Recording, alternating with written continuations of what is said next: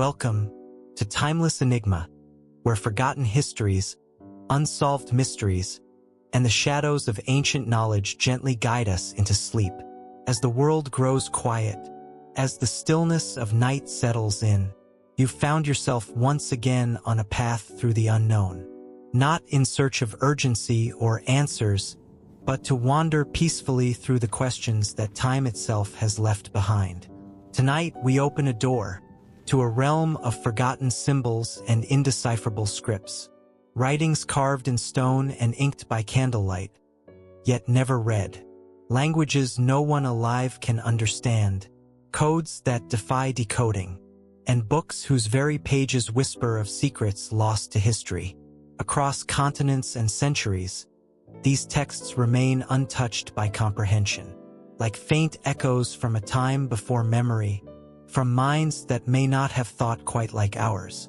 This is not a journey of frantic discovery. It is a quiet exploration, a slow descent into mysteries too deep for answers. We are not here to solve, but to wonder. So settle in. Let your breath slow. Let your imagination guide you beneath the surface of time. And prepare to wander through the most enigmatic writings ever discovered. This is Timeless Enigma, and this is Unsolved Codes and Ancient Texts that no one can read. Number 1. The Voynich Manuscript, the book that defies understanding. In a quiet corner of an old European library, tucked behind shelves of dusty tomes and forgotten scrolls, there exists a single peculiar volume, one that has puzzled scholars, cryptographers, and linguists for more than a century. Bound in vellum and inked with looping, elegant script, its pages are filled with an unfamiliar language, illustrated with drawings of impossible plants, naked figures bathing in green pools, and astronomical charts unlike any known system. This is the Voynich Manuscript, and it may very well be the most mysterious book in the world. Let your eyes grow heavy, your mind relax, as we drift slowly into the enigma of a text that no scholar, no machine, no government, no codebreaker has ever been able to read. A discovery wrapped in mystery.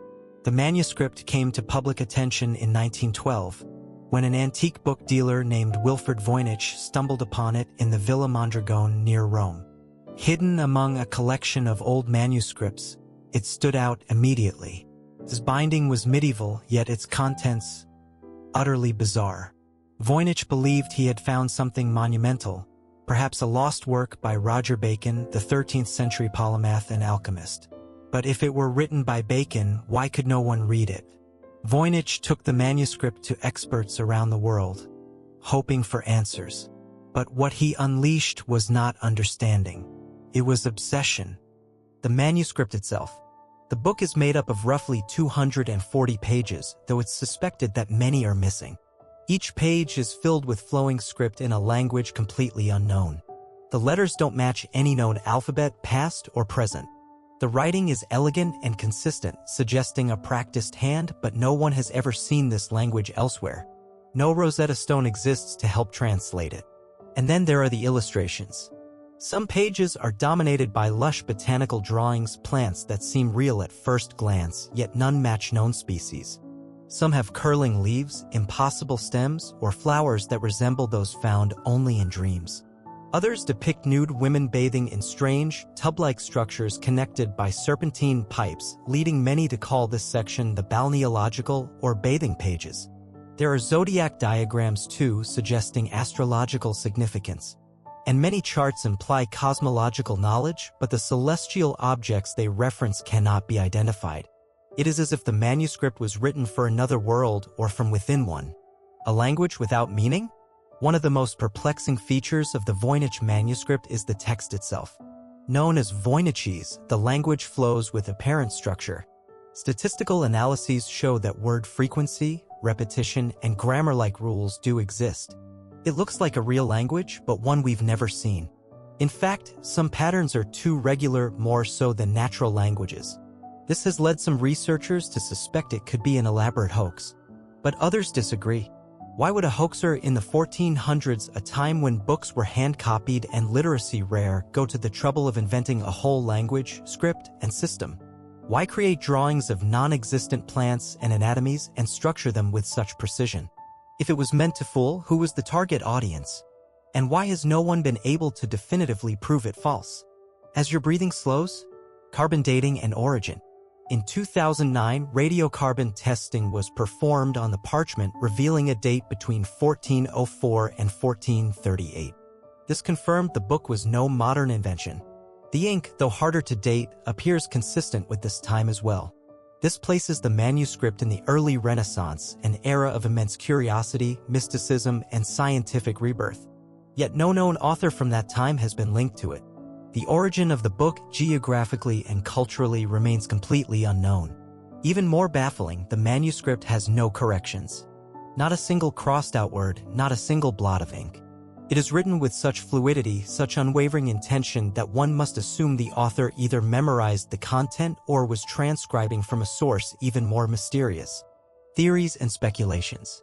Throughout the 20th and 21st centuries, scholars and amateurs alike have proposed a multitude of theories. Some believe the manuscript is a cipher, a coded language hiding sacred or secret knowledge. If so, it has proven unbreakable. Even top cryptographers from World War II, including teams from Bletchley Park, the very group that cracked Nazi Enigma codes, could not make sense of it. Others believe it may be a constructed language, like Esperanto or Tolkien's Elvish, designed to be internally consistent but bearing no external meaning.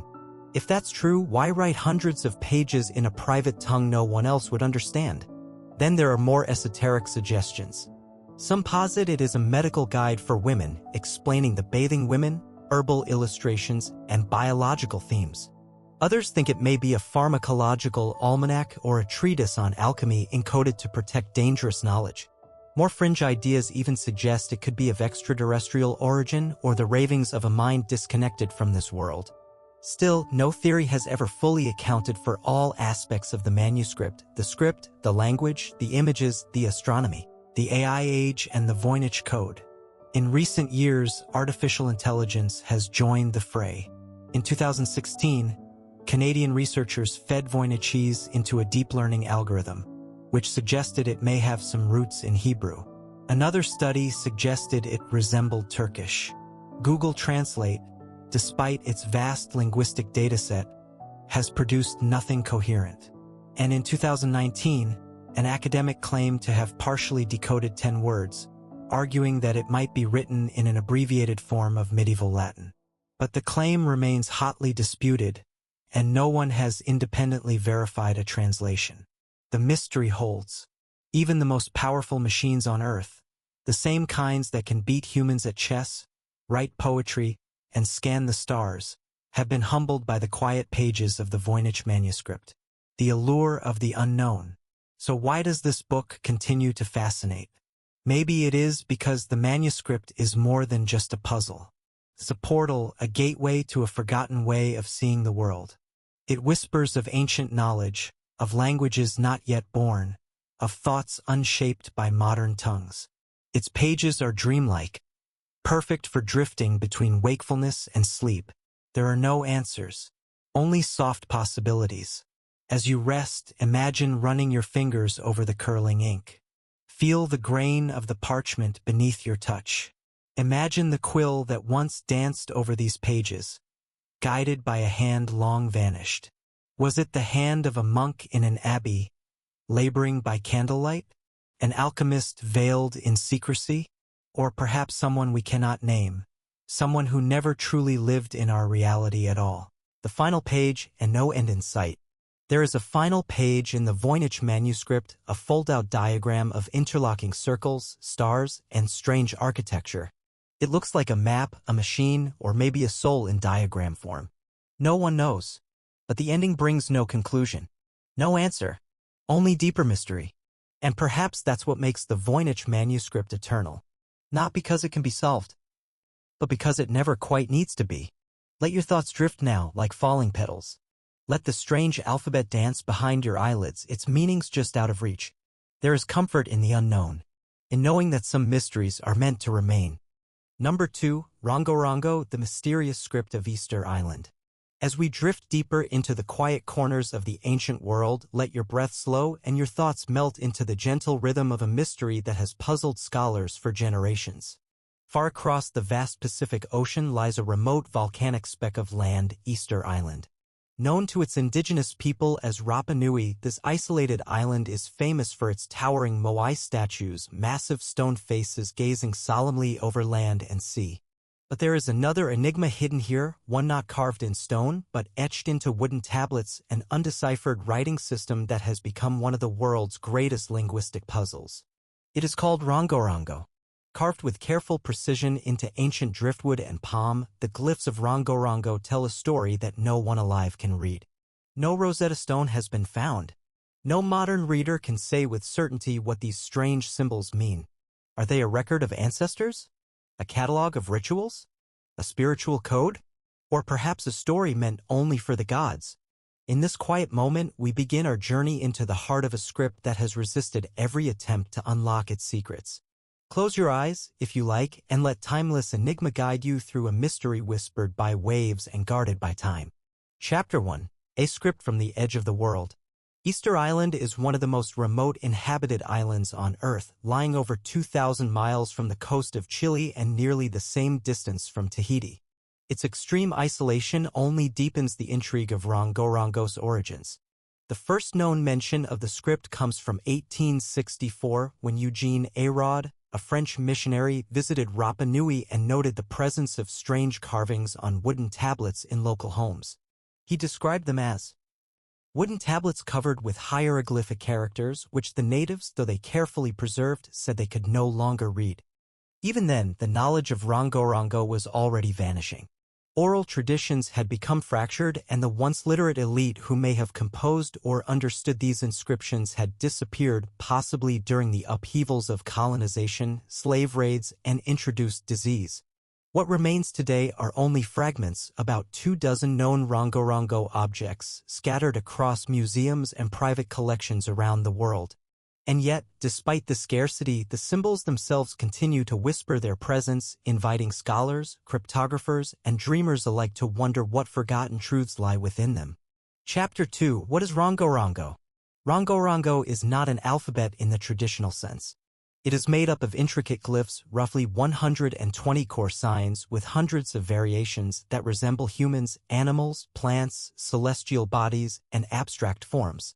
Each glyph is stylized, sometimes resembling a bird in flight, a figure seated cross-legged, or a fish mid-swim.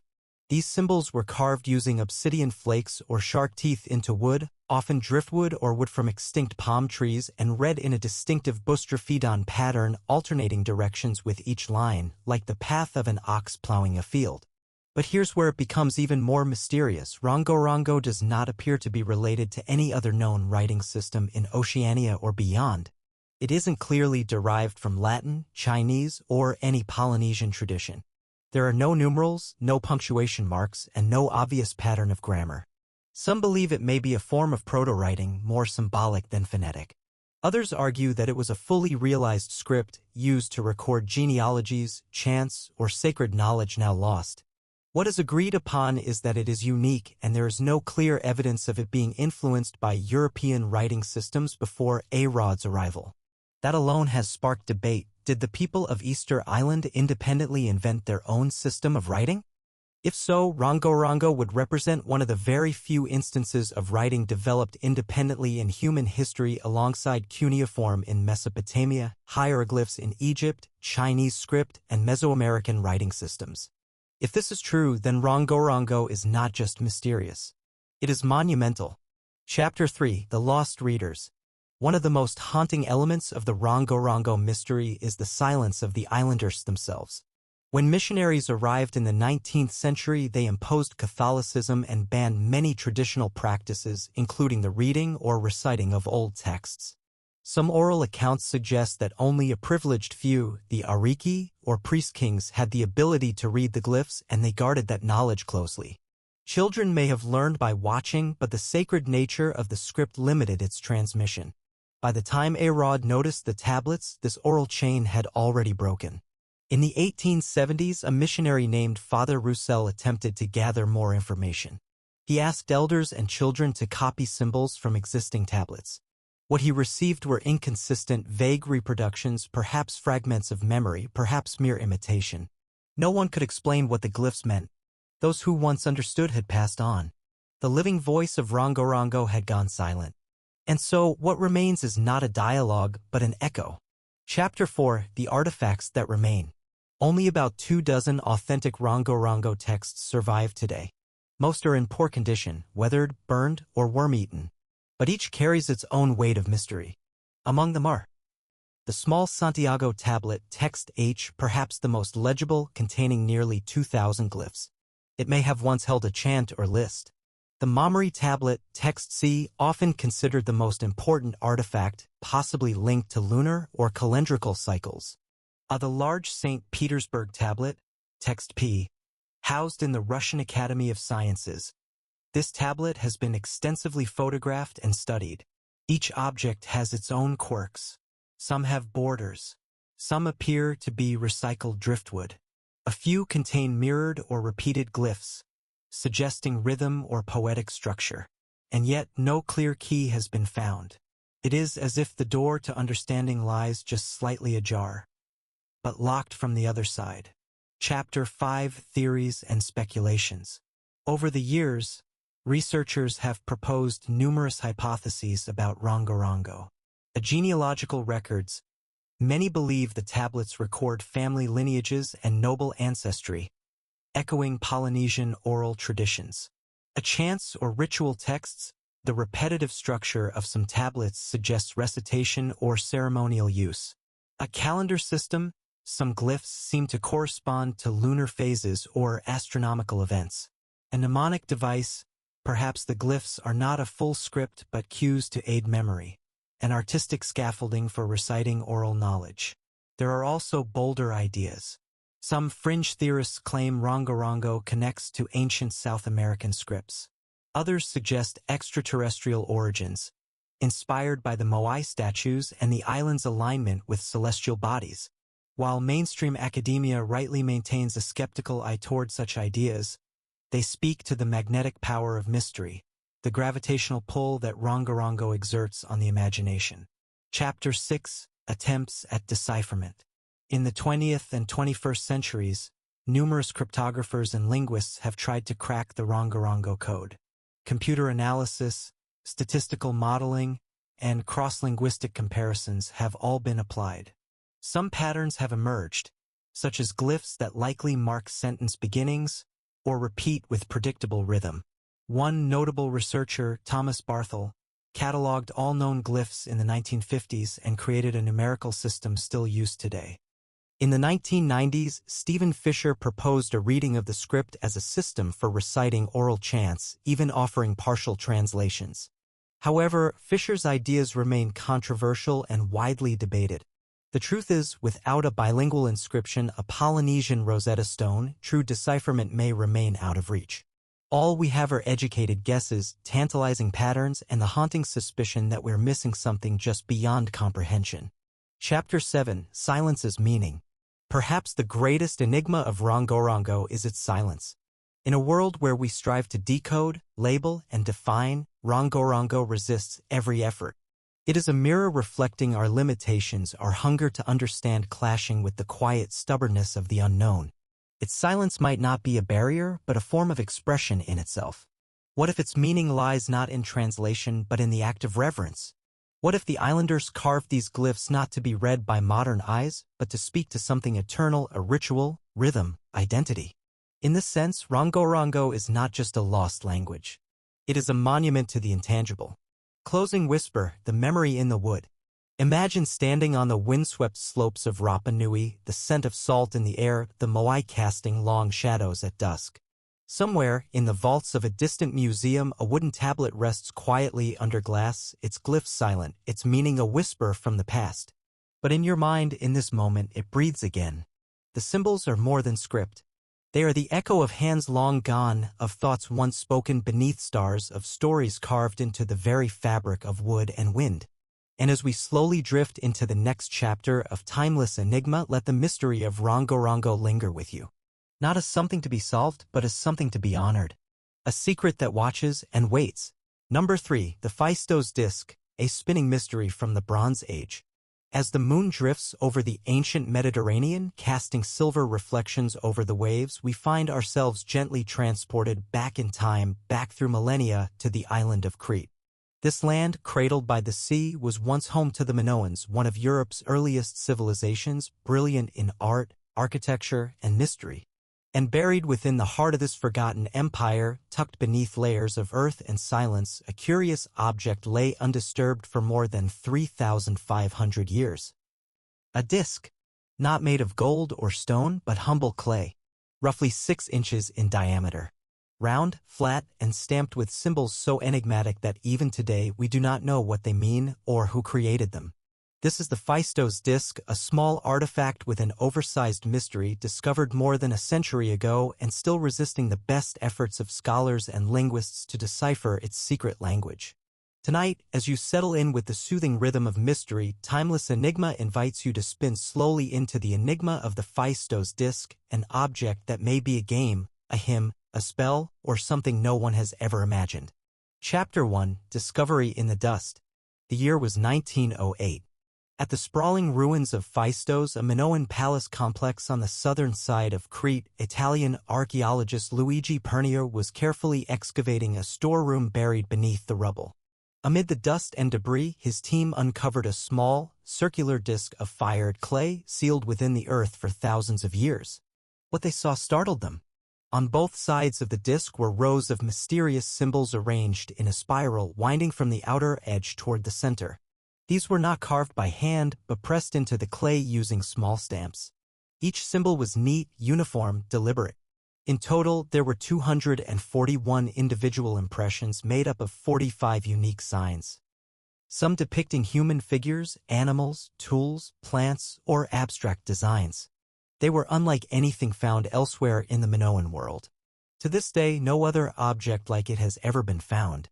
That alone gives the Phaistos disk its air of isolation and wonder. Chapter 2, A Mystery of Method. One of the first things that sets the Phaistos disk apart is its method of production. While most ancient texts were chiseled, painted, or scratched into a surface, this disk appears to have been made using movable stamps, each symbol carefully pressed into the soft clay before the disk was fired. This has led some researchers to suggest it may represent the world's earliest example of printing, a precursor to Gutenberg by more than 3,000 years. But if it was printed, why does it remain a singular object? Where are the other examples, the other documents, the matching stamps? It's a question that scholars still debate today. Was this disk a prototype? A ceremonial object? A child's toy? Or perhaps a sacred artifact intended to stand alone? The very technique used to create it adds another layer to its riddle, a technological ghost from the past, haunting our definitions of literacy and invention. Chapter 3, The Language of the Spiral. Reading the Phaistos disk is unlike reading any other text from antiquity. The symbols are arranged in a spiral, a hypnotic path that winds inward, pulling the eye along a journey that feels more ritual than literary. Most scholars agree it should be read from the outer edge inward, though some have argued the reverse. The 45 unique signs are repeated in patterns that resemble words or phrases, often grouped with small vertical strokes as dividers. Among the symbols, we find a man in a feathered headdress, a helmet with a crest, a plumed arrow, a fish, a comb, a tulip-like flower, a beehive, a sailing vessel. These symbols feel narrative, almost pictographic, but also standardized, suggesting they may have represented syllables or phonetic sounds. Yet they do not match linear A or linear B, the known scripts of ancient Crete. They are entirely in a category of their own. As we look closer, we begin to ask, what story could be so carefully arranged, so elegantly printed, yet remain so absolutely silent? Chapter 4, Theories of Meaning. Over the decades, countless theories have been proposed about the disk's meaning and purpose. Some suggest it was a hymn or prayer, perhaps to a goddess or celestial event. A magic spell used in ritual or healing. A calendar keeping track of days or festivals. A game board akin to a labyrinthine word puzzle. Or a syllabic script recording language now lost. Some scholars have proposed connections to early Anatolian or Semitic languages. Others see a link to linear A or hypothesize that the disk was written in a now-extinct language entirely. One popular theory, proposed by linguist Jean Facundo, suggests that the disk records a pre-Greek Indo-European language, possibly belonging to the Proto-Ionians. He claimed to translate some words naming kings, gods, and temples, but his theory remains highly contested.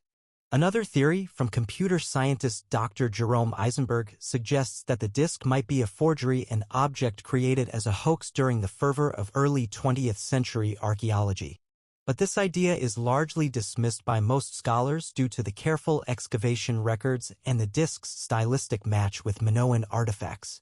In the end, every interpretation offers a glimpse of possibility and leaves the door open just a little wider. Chapter 5. A message or a mirror. Could it be that the disk isn't meant to be read in the way we imagine?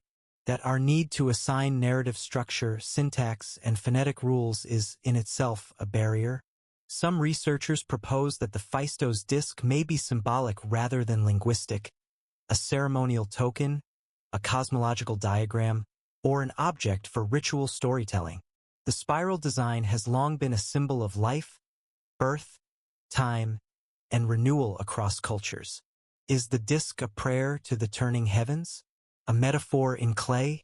A message from the depths of the Minoan subconscious? In this reading, the Phaistos disk becomes not a riddle to be solved, but a mirror reflecting the minds of those who seek to decode it. It becomes timeless, an ancient koan challenging our assumptions about what writing is and what it's for. Chapter 6. The loneliness of the artifact. One of the greatest challenges in interpreting the Phaistos disk is its solitude. Unlike the Rosetta Stone, which allowed scholars to decode Egyptian hieroglyphs through its bilingual inscriptions, the disk has no companion text, no parallel script, no repeat examples. We don't know who wrote it or why. We don't know what language it encodes, if any.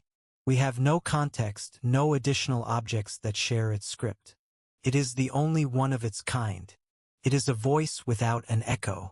This isolation means that any attempts at decipherment are largely speculative. Patterns exist, yes, but without a known reference point, they remain tantalizing shadows. And yet, the disk continues to inspire. Chapter 7. Attempts at decoding. Modern technology has offered new tools to analyze the disk: image scanning, pattern recognition, AI modeling. Some researchers have tried to identify statistical structures, frequencies, and likely syllabic groupings. A few glyphs appear more often than others, suggesting possible phonetic markers or grammatical roles. Some theorists argue for a connection between the symbols and Proto-Cretan languages. Others see influence from Hittite or Loian ideograms. Some even suggest it may not be a language at all, but a logographic record, symbols standing for concepts or entire ideas. But no one agrees. In 2014, linguist Gareth Owens claimed to have decoded partial phrases from the disk, suggesting the word mother appeared repeatedly and that the disk might be a hymn to a fertility goddess. His work received global media attention, but also significant skepticism from academic circles. For every theory, there is a counter-theory. For every confident interpretation, a veil of uncertainty. Chapter 8. Timeless in the truest sense. The beauty of the Phaistos disk lies not only in its symbols, but in the deep silence between them. It is rare in human history for a single object to carry so much mystery. It is rare to find something so small, yet so resistant to explanation. The disk may be an artifact of religion, or poetry, or politics, or play, but whatever it is, it endures. It reminds us that not all stories are meant to be read. Some are meant to be felt, held, and passed down, not through translation, but through wonder. In a world where information floods our minds every second, the Phaistos disk offers something different. A space for stillness, for open-ended imagination. It invites us not to consume meaning, but to sit with the unknown. Closing whisper spinning through time. Picture, if you will, the moment of its creation. A Minoan artisan, hunched over wet clay, carefully pressing each stamp with purpose, with rhythm. Perhaps there was candlelight. Perhaps there was chanting. Perhaps this object, so humble in size, held the hopes or prayers of a people now long forgotten. And now, in this quiet moment, you too hold it in your mind. The disc spins not only through history, but through your imagination. Its symbols speak not through definition, but through presence. Number 4. The Copper Scroll, a treasure map hidden in Scripture. Imagine, if you will, a dry and desolate cave nestled within the windswept cliffs of the Judean desert. Sand drifts like whispers across the stone. The only sounds are the echoes of wind through the ravines, the occasional flap of a vulture's wing. And deep within a cavern untouched by time, something ancient sleeps in the dust. It is not parchment. It is not papyrus. It is something far stranger. A scroll made entirely of copper, rolled and riveted shut, and buried for nearly 2,000 years. Unlike the other Dead Sea Scrolls, which sing of psalms and prophecies, this metallic relic does not speak of faith or law. It offers something else, a list of locations, of weights, of secret caches. It reads, in terse Hebrew, of vessels of silver, bars of gold, buried treasures hidden beneath landmarks long lost to time. Some believe it is real. Others believe it is a riddle, a ceremonial ruse, perhaps, or a mythic guidepost pointing to spiritual truths rather than literal riches. But one thing is certain. No one has ever found the treasures it describes. And to this day, the Copper Scroll remains a mystery, a coded map no one can decipher. Let us journey now, softly and slowly, into the desert's embrace, and unroll this metallic enigma, layer by layer. Chapter 1, a scroll unlike any other. In 1952, in a cave near Qumran, now known as Cave 3, a team of Bedouin explorers and archaeologists unearthed something that did not belong with the other Dead Sea Scrolls. Most scrolls discovered in the Judean desert were made from parchment or papyrus, brittle and faded with time. They contained religious texts, biblical commentary, and fragments of apocalyptic vision. But this one was different. It was rigid, heavy, not made of paper or hide, but of metal, thin sheets of copper hammered into scroll form, etched with strange writing. So corroded was it that it could not be unrolled without risk of breaking. Eventually, scholars in Manchester, England devised a careful method. They cut the scroll into 23 segments using a tiny saw, like slicing open a secret centuries in slumber. What they found inside was not a religious manuscript, but something far more practical and far more puzzling. A list of 64 locations, each one detailing buried hoards of silver and gold. Chapter 2, the mysterious inventory. The scroll's text, written in an unusual form of Mishnaic Hebrew, reads like a catalog. Each entry begins with a number, perhaps an order, and proceeds to describe a specific place, followed by the type and quantity of treasure supposedly hidden there. One entry reads, in the ruin that is in the valley of Achor, under the steps leading to the east, 40 talents of silver are buried. Another reads, in the salt pit under the steps with the entrance at the east is a copy of this inventory and its interpretation and the measures and the vessels. Altogether, the treasure described in the scroll is astonishing, more than 60 caches said to contain over 4,600 talents of precious metals. In modern terms, this would equal tons of silver and gold worth billions of dollars. But no such treasure has ever been found. No known excavation has unearthed a single vessel or ingot mentioned in the scroll. The locations are vague, the references often symbolic or cryptic. Some believe the clues were meant only for those initiated into a hidden order. And so the mystery grows. Was the scroll literal, symbolic, or something in between? Chapter 3, Who wrote the Copper Scroll? The authorship of the Copper Scroll is a mystery in itself. Most of the Dead Sea Scrolls are associated with the Essenes, a Jewish sect believed to have lived in Qumran around the 2nd century BCE to the 1st century CE. Their texts emphasize purity, prophecy, and withdrawal from a corrupt world. But the Copper Scroll doesn't resemble any of their writings. Its language is pragmatic. It contains no spiritual reflection, no theological preamble. It's an inventory, cold, concise, and oddly bureaucratic. And it is the only scroll made from metal, suggesting an intent to preserve its contents far longer than parchment would allow. This has led to speculation. Some suggest it was created during a time of war, perhaps as a record of temple treasures hidden away before the Roman siege of Jerusalem in 70 CE. Others propose it was composed by temple priests or by members of a splinter sect who wished to preserve their wealth beyond the reach of their enemies.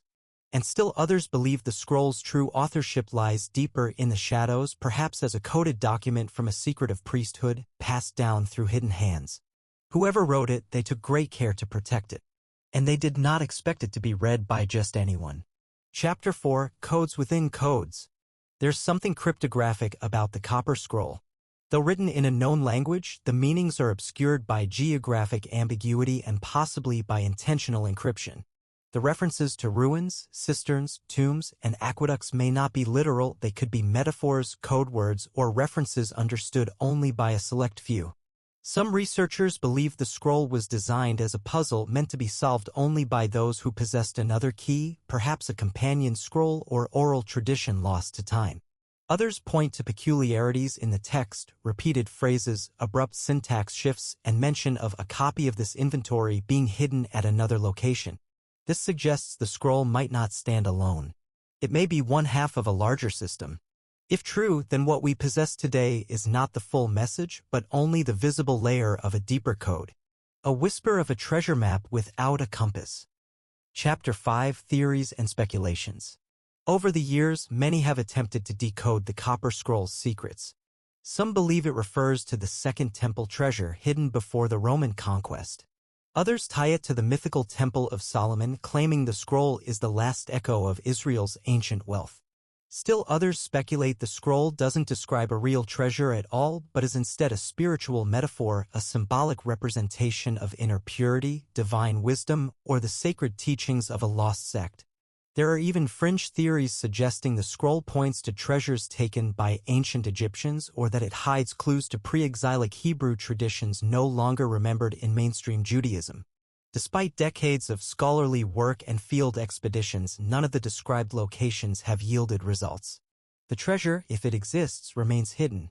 But perhaps that was always the point. Chapter 6, A Timeless Temptation. There's something uniquely hypnotic about a treasure map. Even when we know it may be fictional, we feel a pull, a flicker of excitement, the rush of mystery, the allure of discovery. The Copper Scroll taps into this primal fascination. It is a sacred relic that reads like an adventure novel, inviting archaeologists, cryptographers, and dreamers alike to search for its truth. But the deeper you go, the more uncertain it becomes. The names it mentions may have changed. The landmarks may have eroded or been buried. And the coordinates, if they were ever accurate, have lost their context. The scroll may be a door to something real, or a beautifully crafted illusion designed to test one's resolve, patience, and belief. And in that sense, it mirrors many spiritual traditions. Truth is hidden, and only those willing to seek without certainty may find it. Chapter 7, The Scroll Sleeps On. To this day, the Copper Scroll remains housed in museums, its contents translated but not deciphered. Replicas have been made. Expeditions launched. Books written. But the treasure, if there ever was one, has never revealed itself. And so the scroll sleeps on. Not just in metal, but in our collective unconscious, a symbol of mystery, of hidden knowledge, of paths not yet walked. It reminds us that not all codes are meant to be broken. Some are meant to ignite wonder, to pull us forward, to whisper of things just beyond reach. Closing whisper, the map in the mirror. And so, as we gently roll the Copper Scroll closed once more, let us remember that not every mystery must be solved to be meaningful. Sometimes, the beauty lies in the search itself, in the sense of all we feel when we encounter something we do not understand and may never understand. Perhaps that is the true treasure. A scroll that doesn't just point outward to gold and silver, but inward to the timeless curiosity that makes us who we are. Let your mind drift now like desert wind over ancient stones carrying secrets buried long ago. And sleep gently to the rhythm of forgotten names. Number 5. Linear A. The Language of the Minoans. Close your eyes and picture a distant island, kissed by the sapphire waves of the Aegean Sea. It is a place of vivid frescoes and palatial corridors, of labyrinthine halls where bulls once danced in myth and memory. This is Crete, cradle of the Minoan civilization, one of the earliest and most enigmatic cultures of the ancient world. Here, more than 3,500 years ago, a system of writing was etched into clay tablets, painted onto walls, and engraved into ceremonial objects. Unlike anything we've yet deciphered, this language, linear, remains a closed door in the corridor of human understanding. To look upon these ancient symbols is to peer into a mind long gone. The strokes, the curves, the marks, they feel deliberate, urgent, as if a people were trying to record their world before it disappeared beneath the weight of history. We do not know what it says. We do not know how it sounds. And yet we feel its presence, quietly echoing from the ruins of Knossos, Phaistos, and Zakros. So let us journey now into the past, slowly and gently, to trace the script of a forgotten language and listen to the silence between its lines. Chapter 1: The Rise of the Minoans. Before we explore the writing itself, we must first understand its world. The Minoan civilization flourished between approximately 2700 BCE and 1450 BCE on the island of Crete. They were seafarers, artisans, engineers, and perhaps the very first complex society of Europe. Their architecture was advanced, with multi-storied palaces, sophisticated drainage systems, and vast storerooms for grain and oil. Their art spoke of harmony, nature, and ceremonial pageantry. Their religion, centered around powerful female deities and bulls, reveals a cosmology distinct from later Greek traditions.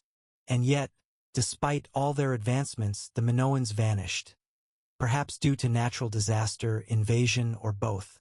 All that remains now are their ruins and their indecipherable words. What is Linear A? Linear A is the name modern scholars have given to a syllabic script used by the Minoans from around 1800 BCE to 1450 BCE. The script was primarily written on clay tablets discovered at multiple archaeological sites across Crete and other Aegean islands. The name Linear was coined by Sir Arthur Evans, who unearthed the palace at Knossos in contrast to the earlier, more pictographic Cretan hieroglyphs. Linear A consists of over 90 unique symbols, most representing syllables like ka, ti, or ra. Others may be ideograms, symbols that represent ideas or objects, such as a measure of grain or a unit of weight. It is structurally similar to Linear B, a script that was used by the Mycenaean Greeks to write an early form of Greek. Linear B was deciphered in the 1950s by Michael Ventris.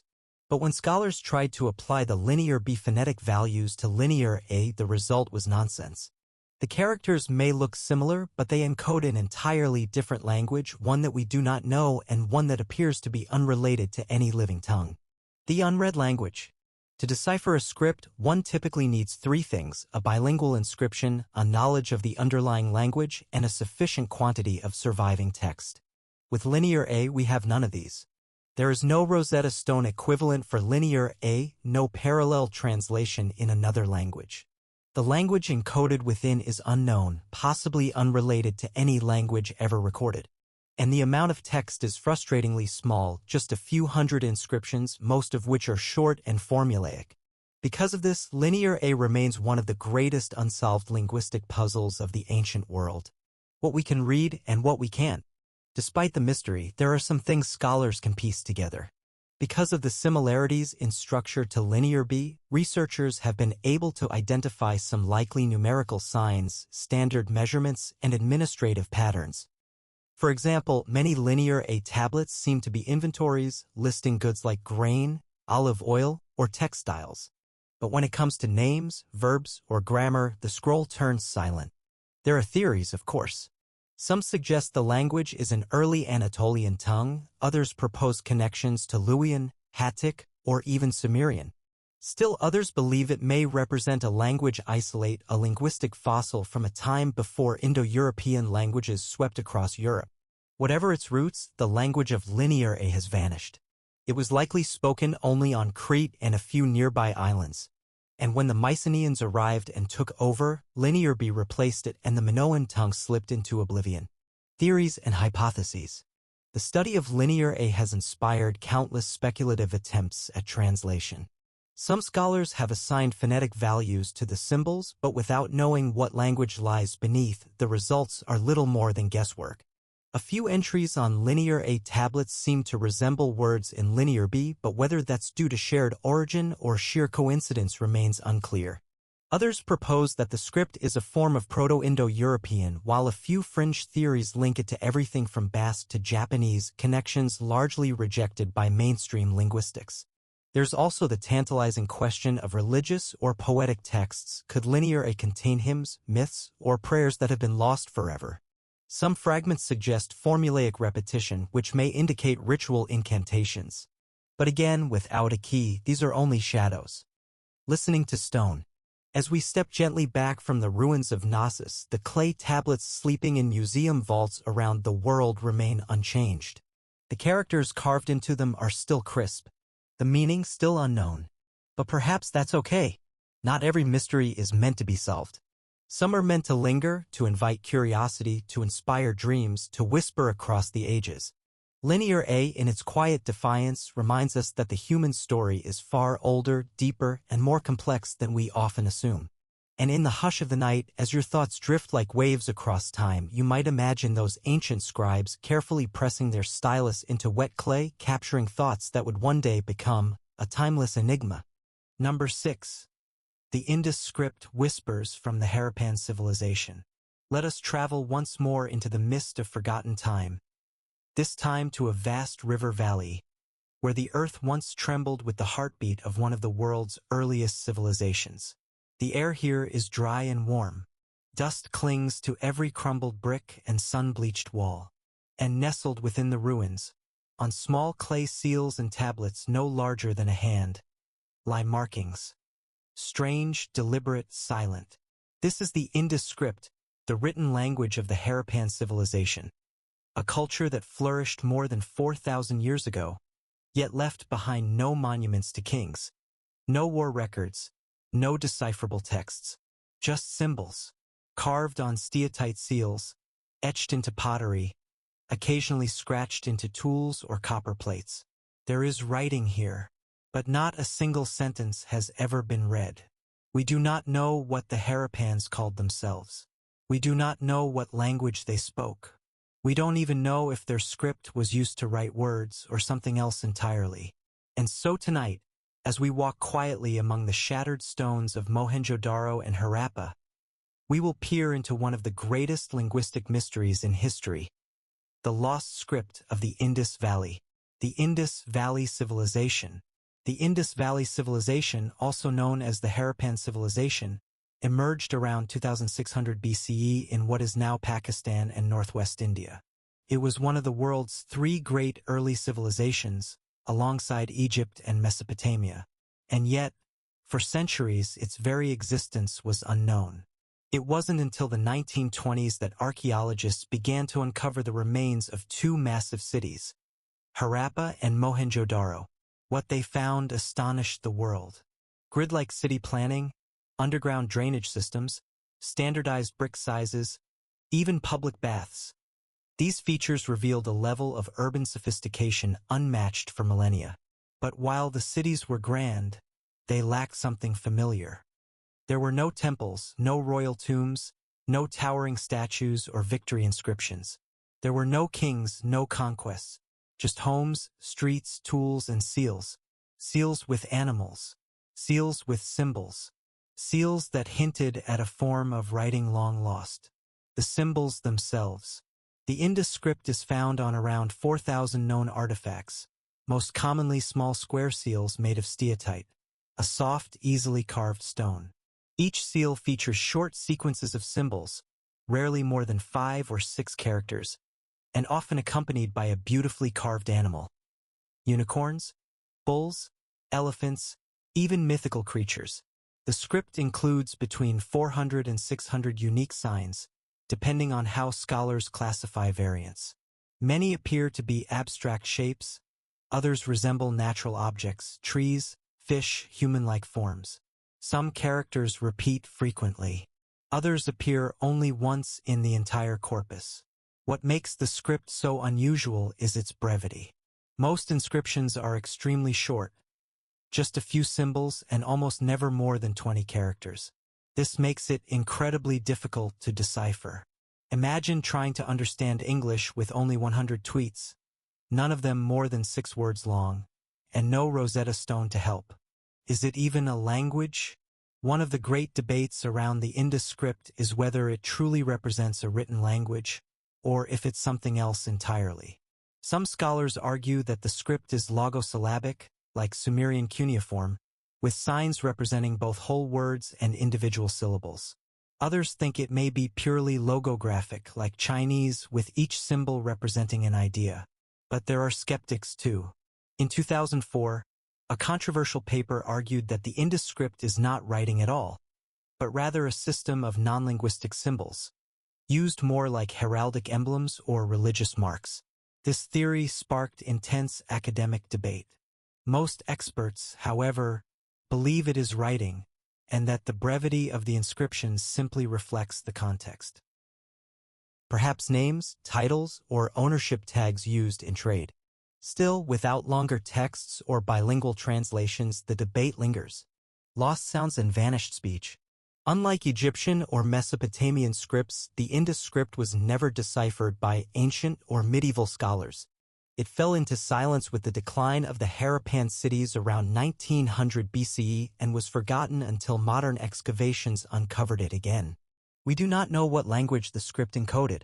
There are no known descendants, no surviving oral tradition. Several hypotheses have been proposed. That the Harappans spoke an early Dravidian language ancestral to modern Tamil and Telugu. That they spoke an early form of Indo-Aryan related to Sanskrit. That they spoke a language isolate unrelated to anything still spoken today. Each of these theories has some linguistic or archaeological support, but none can be proven. And so the words carved into those seals remain mute, their pronunciation lost to time. Attempts at decipherment.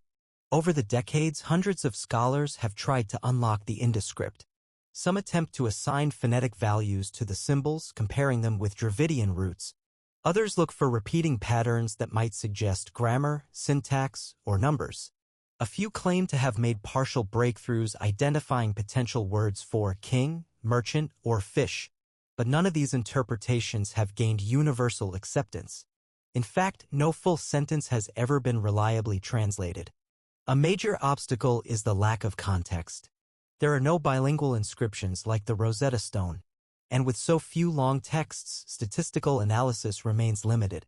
Even AI and machine learning have been applied to the problem. Some programs have identified likely grammatical structures or patterns in symbol order, but understanding the content remains elusive. The animals and the unicorn. The seals themselves are not only linguistic artifacts, but also artistic masterpieces. Most feature a central animal figure: bulls, tigers, elephants, but one of the most common is a creature that does not exist, the so-called Indus unicorn.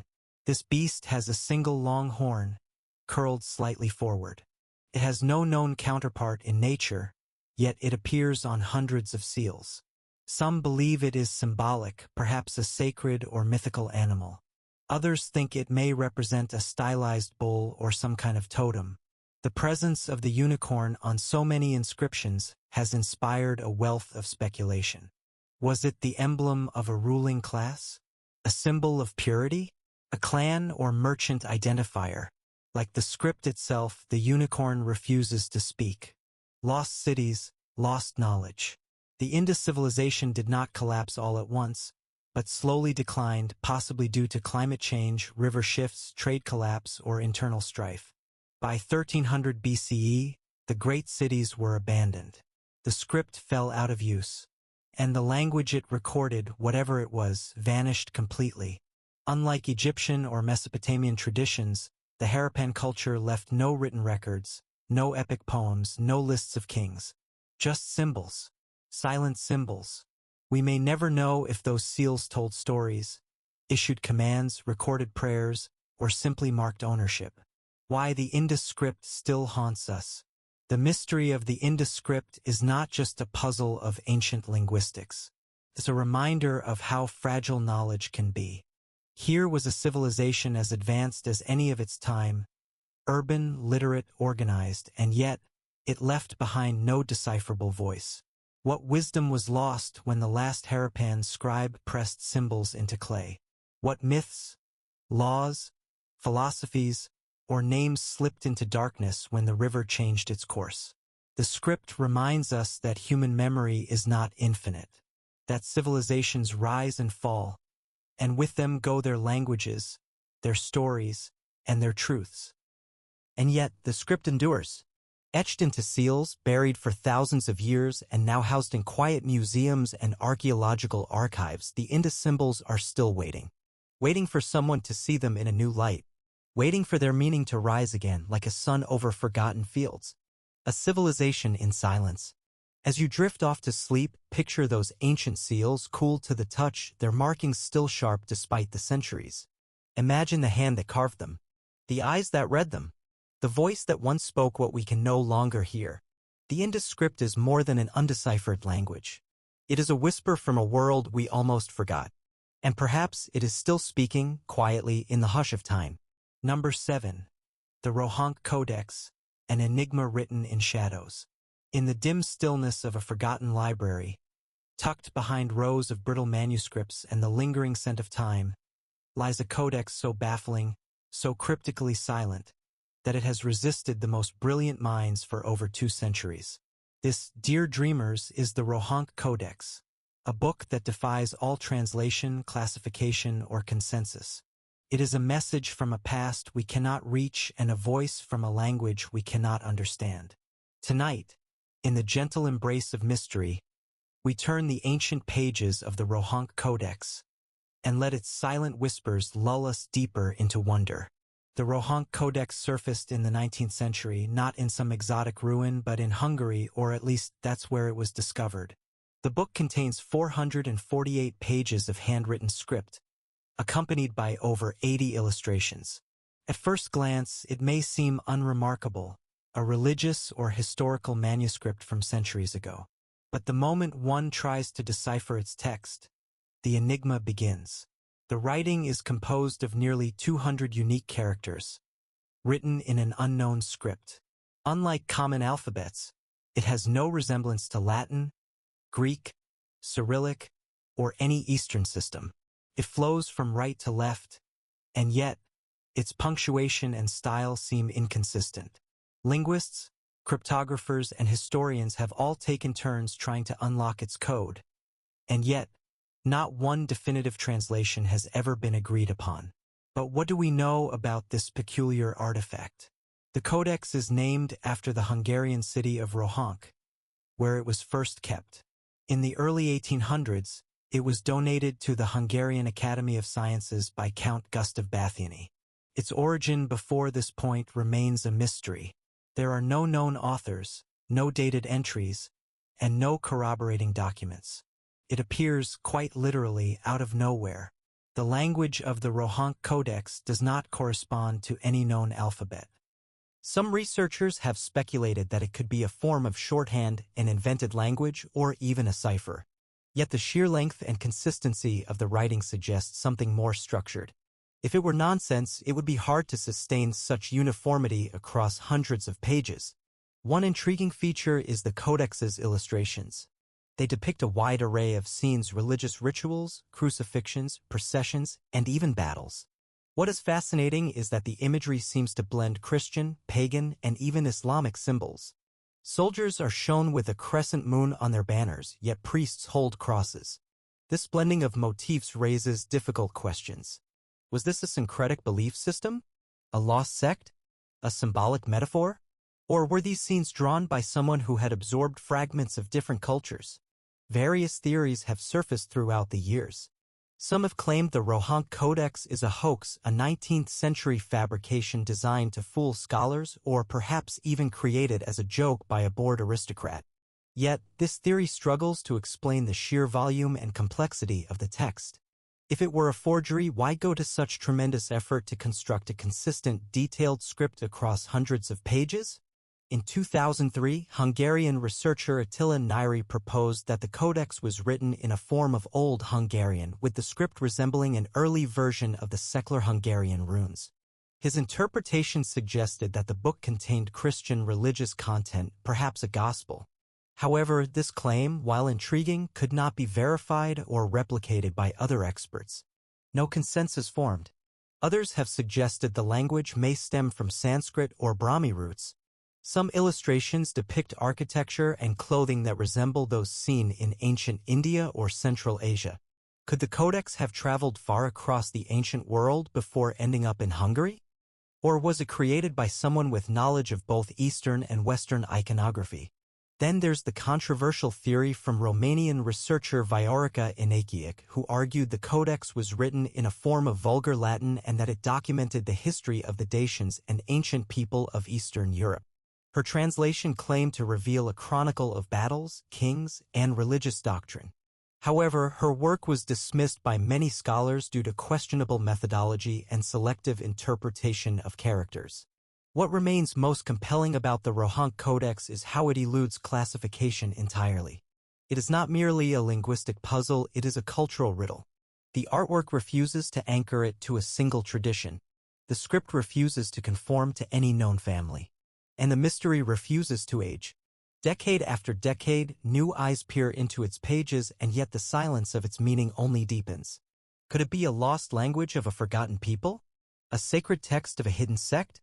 A personal journal written in a private code? Or is it a message crafted intentionally to resist decoding, a work of mystery as its purpose?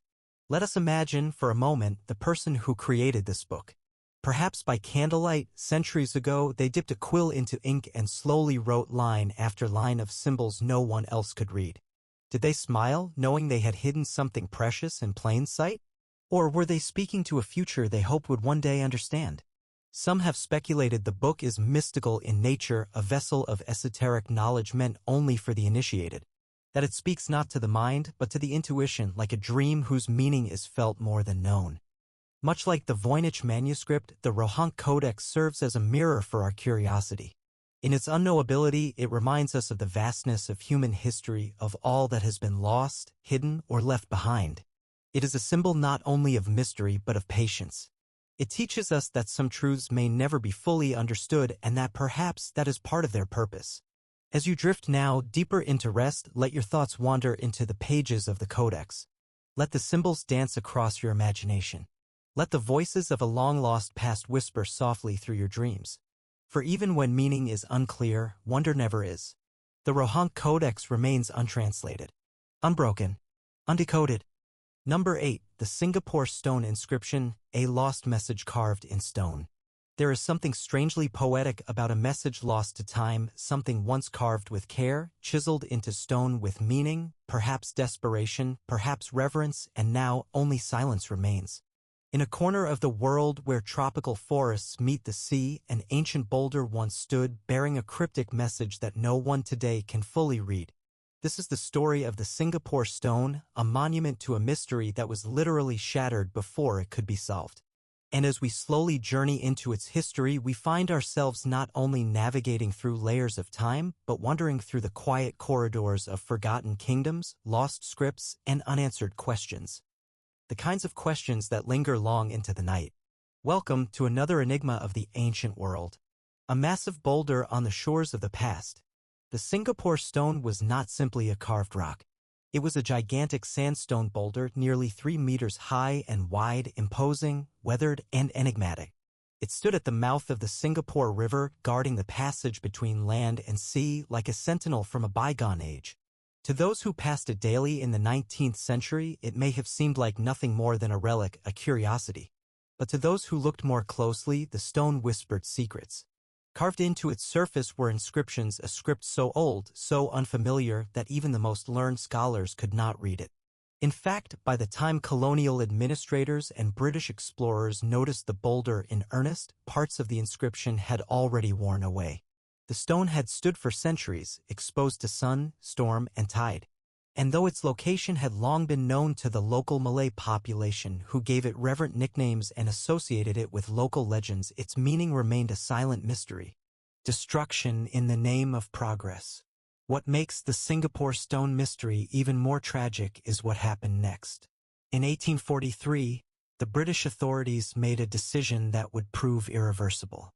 In the name of clearing the river mouth for fortification and trade, they dynamited the boulder, reducing the massive inscribed rock to fragments. Only 3 surviving pieces were preserved and taken to the Raffles Museum, now the National Museum of Singapore, where one of them, the most legible, still resides today. In a single moment of utilitarian efficiency, a tangible piece of ancient history was obliterated. Whatever story the stone told, whatever wisdom or myth or declaration had been etched into it, most of it vanished with the blast. Imagine standing before it, just days before its destruction, running your fingers along the eroded glyphs, knowing they were the last of their kind. And then silence, dust, rubble, a silence that deepened with each passing year. The script, unreadable, unmatched, unsolved. The preserved portion of the Singapore stone contains about 50 lines of script, a set of characters unlike anything used in the modern world. Some researchers believe the writing may have been in Old Javanese, Sanskrit, or Pallava script, an ancient form of writing used in parts of Southeast Asia more than 1,000 years ago. Others have proposed connections to Kawi, an extinct script of Indonesia, but no theory has ever led to a definitive translation. The characters are curved, flowing, and deeply incised, suggesting a practiced hand, someone trained in formal stone carving. The language, however, remains elusive. The lack of accompanying context, no matching inscriptions, no bilingual references, no associated artifacts, makes decipherment nearly impossible. In the world of ancient writing, context is king. Without it, even the most beautiful script can remain forever mute. And so the Singapore stone stands alongside the likes of Linear A and Rongorongo, tantalizing scripts carved with intent, but divorced from meaning by time, war, and erasure. Local legends, Batong the strongman. What makes the Singapore stone especially fascinating is the folklore surrounding it. Legends passed down orally long before the British ever laid eyes on it. One such tale centers around Batong, a mythical strongman celebrated in Malay folklore. As the story goes, Batong was a servant who gained superhuman strength after consuming the vomit of a river spirit, a charmingly surreal detail common in Southeast Asian mythology. With his newfound power, Batong became a champion wrestler and eventually earned a place in the court of a local king. In one version of the legend, Batong hurled a massive stone, the same boulder that came to be known as the Singapore stone, to demonstrate his strength. According to the Malay annals, the stone was thrown from the coast to the riverbank, where it remained for centuries. Could the stone have been linked to this legend? Did ancient inhabitants carve the tale into the boulder itself? Or was it simply a convenient myth attached to an already mysterious object? It's difficult to say, but the folklore persists. And in the realm of ancient mysteries, legends are often the closest echoes we have of the truth. Theories and academic speculation. In the decades following the stone's destruction, scholars from all over the world have attempted to translate or identify the script, but without much success. Some key theories include Pallava origin, proposed by epigraphists who recognize similarities between the Singapore stone and inscriptions found in South India and Java, particularly those using early Pallava script from the 4th to 6th century CE. These scholars suggest that early Hindu-Buddhist kingdoms may have left the inscription during periods of regional maritime dominance. Indic influence. Given Singapore's location along ancient trade routes, many believe the inscription may be a Sanskrit eulogy or royal edict, similar to those found in early Srivijayan or Chola territory. Pre-Islamic kingdom marker. Others theorize that the inscription could mark the presence of a now-forgotten pre-Islamic polity, a small coastal kingdom or trading post that has since vanished beneath layers of modern development and river silt. But none of these theories can be proven because the majority of the inscription was never copied or studied before it was destroyed. And that means, heartbreakingly, the answer may have been lost forever. A symbol of lost histories. There is something quietly haunting about the Singapore stone. It is not just a mystery, it is a reminder of how fragile ancient history can be. One moment, a civilization carves its words into solid rock. The next, modern progress reduces that monument to dust. In this way, the stone is a symbol of loss, not just of language, but of culture, identity, and continuity. We often imagine ancient mysteries as puzzles waiting to be solved, as though time were just a veil we can pull back. But some mysteries are different. Some were silenced before they could be heard. And we are left not with puzzles, but echoes. Whispers. Pieces of meaning scattered like fragments in a museum case. The stone today.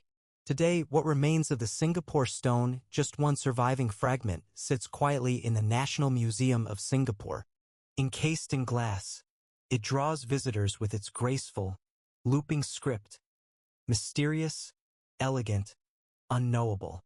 Few stop to consider how close we came to losing even that. Fewer still realize the inscription has never been fully deciphered. Yet, even in its incomplete state, the stone speaks. Tells us something not through words, but through presence, through its survival. And maybe, just maybe, that's enough. As we drift onward in this quiet journey through unsolved texts and undeciphered languages, the story of the Singapore stone reminds us that not all mysteries can be solved. Some must simply be respected, held close, and remembered